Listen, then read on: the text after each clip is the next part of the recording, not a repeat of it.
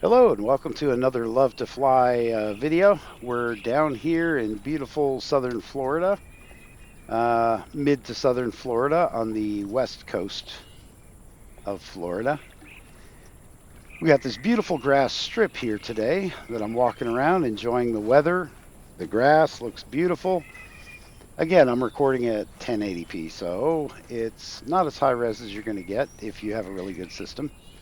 But it's gorgeous out here. There's trees, when I was looking earlier, I noticed some horses running around. It's beautiful.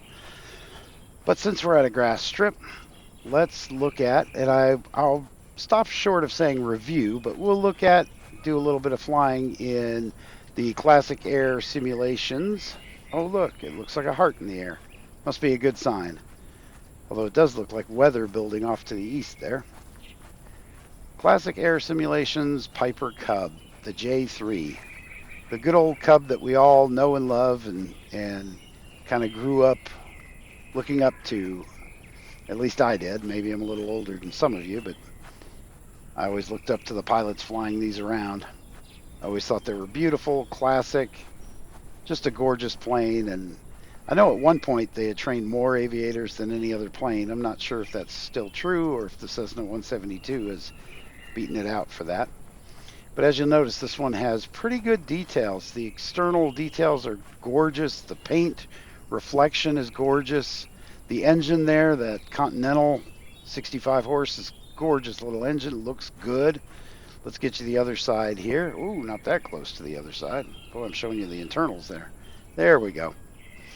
The propeller, the Sentinich propeller, is looking good. Really nice. I love that leading edge protection there. It looks kind of slightly aged. I really like that. They did a good job with that. Even the clips on the cowling look good. The woodwork looks good. The spinner could be a little better, I guess, at least in its texture, but not bad. Give you a good view of the outside of it here before we hop in it and go for a little flight, huh?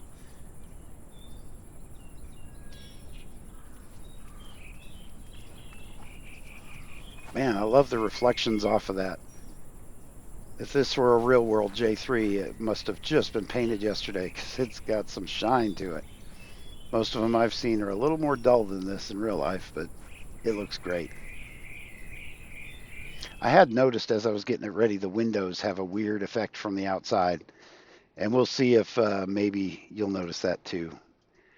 But let's get her up and going. Oh, there's the heel brakes. That's a good mention for those who aren't used to heel brakes. They're down there. Yep. Try the right and left separately here. Right, left. Yep. And the rudder pedals. And that firewall there is a flame retardant sheet, which is good. And they did a very good job on the interior modeling and exterior modeling of this. It looks very nice. We'll get it started and we'll take a little flight here and see what we can do. Maybe take her up to altitude and test her a little bit. Maybe we'll see how she stalls. Well, again, since I'm stuck inside, you can look around outside.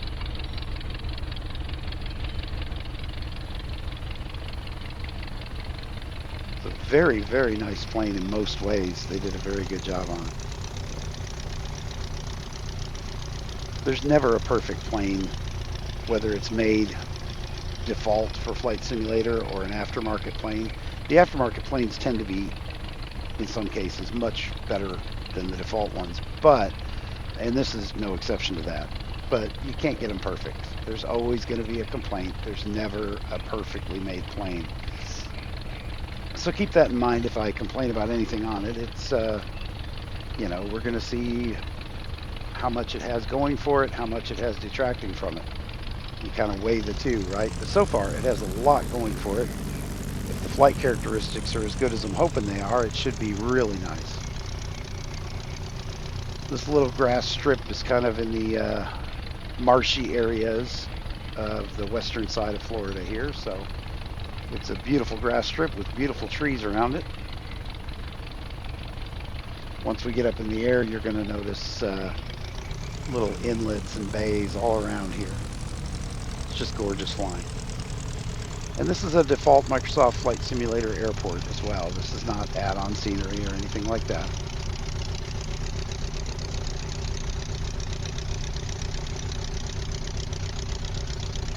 Engine sounds really good at idle and at low RPM.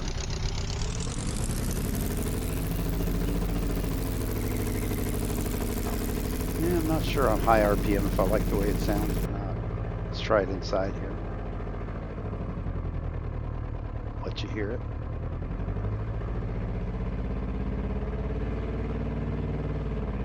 Yeah, maybe it's just me, but at higher RPM it sounds more like an IO360 or something than it does that little 65 horse Continental.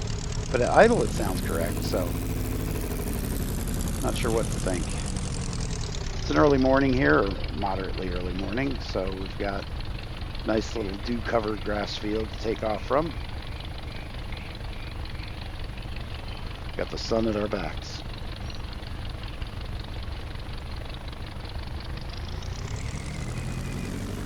Let's power up and get going down this road.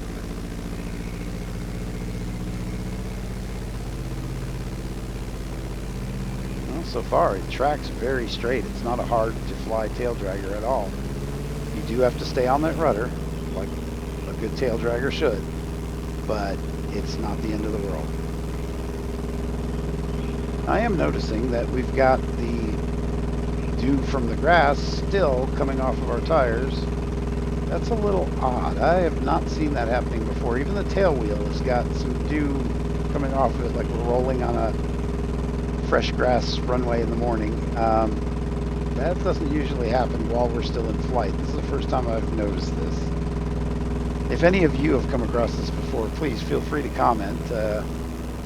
And I don't hold it against the airplane. I'm sure it's Microsoft related. I'm sure it's Flight Simulator issue, but that looks kind of odd to me in flight.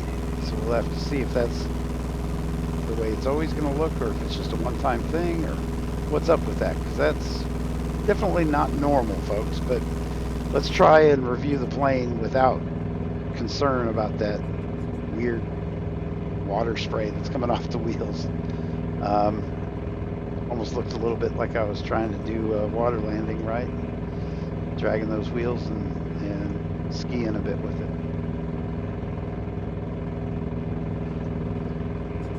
She seemed to climb about right, like a J3 does. You know, you put your cowling up there right about at the horizon, and she climbs out nicely. And as long as you're still making power, that should be a good climb rate. Whatever climb rate it ends up being is fine.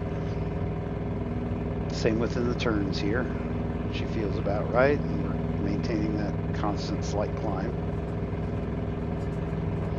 I'll say it's a very good looking Cub. I kind of wish they had cut down on the odd fingerprint slash reflections sometimes on some of the windows, but it looks good when you're looking straight out of them, but at an angle. And I've even noticed from the outside, it looks like a little 5-year-old kid was putting their fingers all over the windows. It's kind of odd. It's a little too busy. See it there on that right side.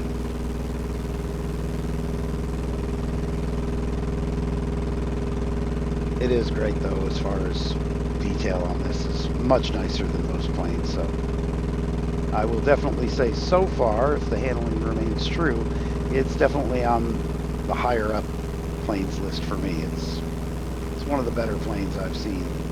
And honestly, I don't remember the price on this, but it was not bad. It was probably $15 or less, so well worth it. I mean, already I can tell that it'd be well worth that.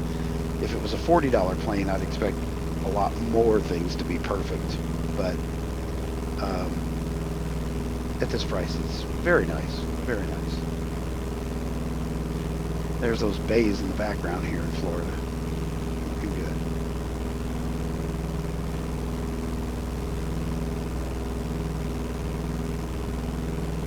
Flight Simulator 2024 is not perfect, and I know a lot of people are still on 2020 because of 2024's problems. But for me, 2024 has won me over finally, and I knew it would. It just was going to take time. By the way, that notchiness you see is not Flight Simulator. That's in my recording at the same time as flying. Kind of trying to do some little S-curves here just to kind of keep the ball centered. And if you don't know what I mean by the ball, I'll try to get you inside here in a second and show you, because the little slip coordinator is a little ball in a glass tube, and you want to try and keep that centered while you're making bank turns. And on a J3 Cub, you generally need more rudder than you would on most of our modern, always need more rudder than you do on most of our modern planes, like a 172 or a Piper Cherokee or something. You don't need hardly any rudder. But on this, let you see how it is during a turn. If you don't step on that ball, you're going to get it swaying even worse than that. That's not too bad though. That's keeping it pretty centered. And it's pretty easy to get used to. But it is one good reason, if you're going to fly tail draggers, to spend the extra money on better rudder pedals. You don't really need to worry about spending money on really good rudder pedals if you're only going to fly nose wheel planes. It's not such a big deal. It's nice, but it's not such a big deal. But something like tail draggers like this Cub, you definitely want to. Let's pull this nose up here and see what it does in a stall. I'd get more altitude if I was in real life, but I think we're good enough for the flight sim here. Yeah, it gave me warning that it was stalling, but it just kind of mushed straight ahead, and I'm still holding it, and it's just kind of porpoising. It's not really breaking into a true stall, and I think, if you're a J3 pilot, please correct me, I think a J3 would break into more of a real stall. Let's do some power on stalls, see if we can get her into a spin, maybe make some improper corrections and see if we can agitate it, make it worse. And she's still awfully docile. I know a J3 Cub's a fairly docile plane, but I think it being mishandled like that should do a little bit more. I'm gonna have to say they don't have that quite right. We'll try again here and see if we can get her to go into a real spin. But she sure didn't want to, from what I've seen so far. Which is nice if you're just enjoying flying around, but for full realism, pulling it back, kicking rudder like that, yeah, she's not wanting to hold a spin at all, hardly. So, unfortunately, I don't find a lot of realism right there. The takeoff speeds, the feel of it seemed very good to me. Again, I'm not a J3 Cub pilot, so if anyone is, you can certainly critique that. But it did not feel as good as I think it should in the spins and stalls. But let's see if we can do a little bit more here and get more out of it. Some power on. And I'll cut the power there. Yeah, even holding rudder, trying to get her to spin, she's not. I'm still holding up elevator and rudder, and she kind of wallows around. She lets you know she doesn't like it, but I would think a real Cub would spin much quicker and better than that.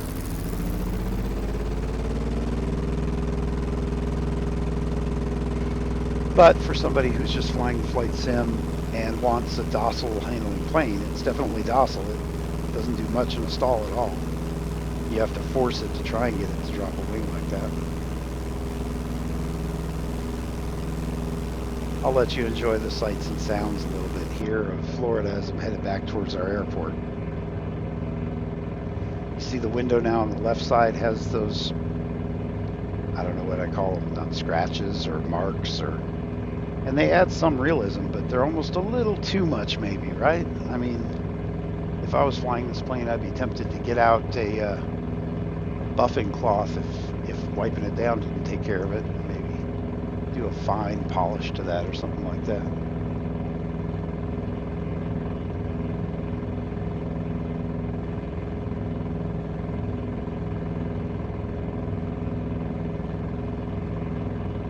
I'll let you enjoy the scenery while I drink some coffee here.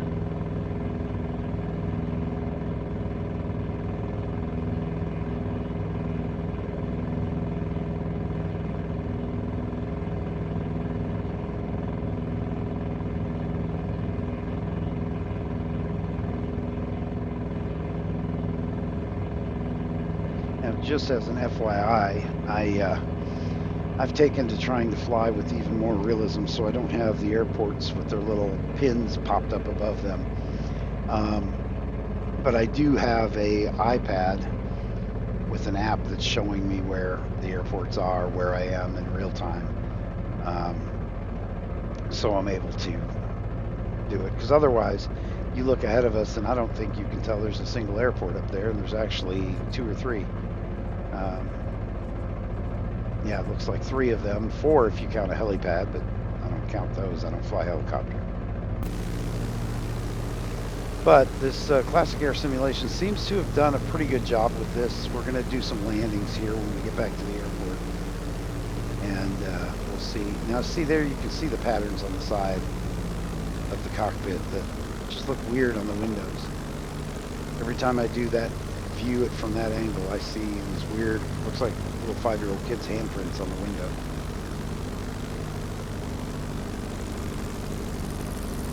It is beautifully done in every other way. Again, when I cut the power, the engine sounds about right. I think, correct me if I'm wrong, but I think it's a little too IO360 sounding at full power. Just sounds like it's making way more power than that little 65 horse should be. Maybe it's just me, but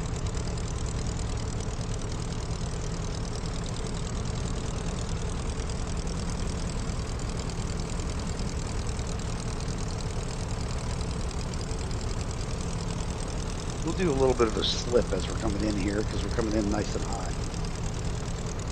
I'm going to try and find the best angle to show you a slip from the outside for those who are not pilots.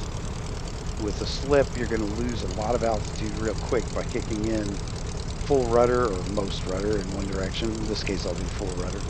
And then opposite aileron to keep the wings fairly level, and it'll drop a lot of altitude real quick. Here we go. Let's see if I can find a good angle for you guys to see it in. That shows a little... Oh, that's better. Yes. Flying sideways creates a lot of drag, allows you to come down quicker without building up a ton of airspeed. We'll do a wheel landing here. A little hard, but okay. I didn't see the suspension move much, though. I would like to have seen more movement on that suspension, to be honest. Go back around and let's see what we can see how. I'll come around and do a 3-point landing. See how I do with that. Mind you, I'm kind of new with this plane, so I don't have any real time in this particular company's J3 Cub. Of course, I've been flying flight sim for years, so I've flown a lot of J3 Cubs, but I haven't flown this particular one before, or at least not much before. I've flown a little bit just to test it.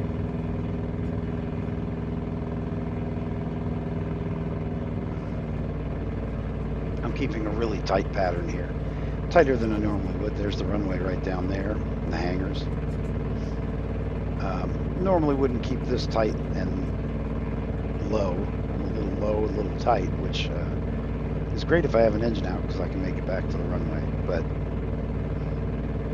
normally I would fly a little bit further away and try and keep the same kind of traffic pattern most of the traffic's going to do. You have to figure a J3 Cub could fly a tighter pattern than a Mooney or a Bonanza or a 172 even.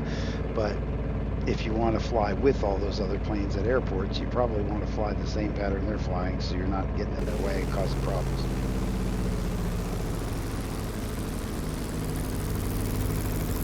I'll try and get you a good view of the slip on this approach as well. Starting to learn how to get a good angle on it so you can see the approach well and see the slip really well. Kicking in that rudder. I've got just about full right rudder in there. It's hard to show from this angle. Gotta turn a little. Yeah, that's better. Just as I have to come out of it mostly so I can land. But all right, let's do a 3-pointer here. I don't know the speeds quite as well as I should on this, so let's see how close. Whoa, we're a little high when we started to stall there. Should have been a little close to the runway at the time that happened, but It did prove a good point. The suspension, I didn't see any real movement on the suspension, so I would like to have seen a little bit more. It would add some realism to it, just to have a little bit more movement on those big old bush tires that are on this one. And these tires are bigger than the standard Cub tires. You probably can tell that right off the bat, but I like the bigger tires myself. I like to think of myself as a STOL pilot. I'm not really, but I like to think of myself that way.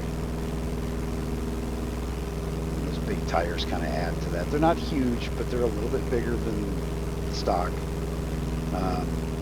6s or 8s that come stock. These are a little bit bigger than that. And they'd be really nice if you were doing, you know, grass fields, especially. I mean, not that you can't do grass fields with the standard, you certainly can, but grass fields that are a little less well kept, maybe a little bumpier. It'd be nice to have these in case there's any little rocks under there or dips or something. The bigger tires really help with that.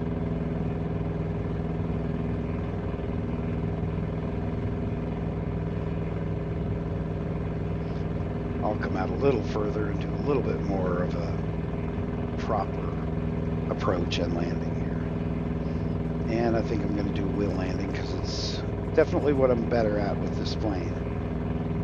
We'll have to practice those 3-pointers more and more. Try and get it timed just right so it's kind of stopping flying just as all 3 wheels are kissing the ground.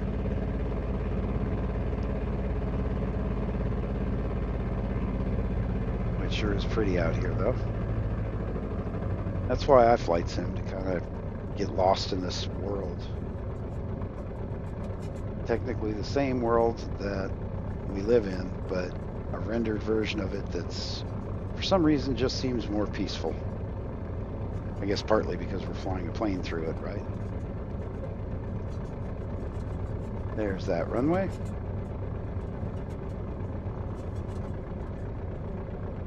Putting her in a little bit of a slip. I really don't need to lose much, so it's not going to be a long slip. There you can see us flying sideways. Bring it out so I can land, because really I'm not carrying much extra altitude or speed.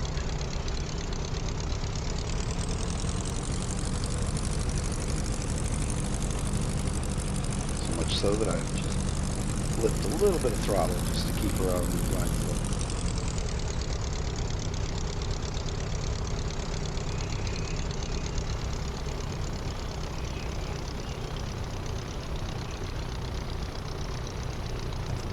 There, that's the way to do a wheel landing. Oh, a horse! I think I told you earlier I saw some horses running through here, and sure enough. I don't know how many wild horses there are in Florida, but we'll just assume that people don't have them fenced in this neighborhood or something. Where I live in Arizona, we do have wild horses, but they're very pretty. We have a bunch that have been around for, well, since the Spaniards came through with their horses a long, long time ago. And occasionally we get some that escape and they end up with wild herds as well. So, Classic Air Simulations J3 is a nice little plane. Not perfect, but for the price, it's definitely a keeper. It's very, very nice. And who knows, they may do some updates to it, and you get a free update, it might work perfect. Thanks for watching. Don't forget to like and subscribe. Have a great day. Bye-bye now.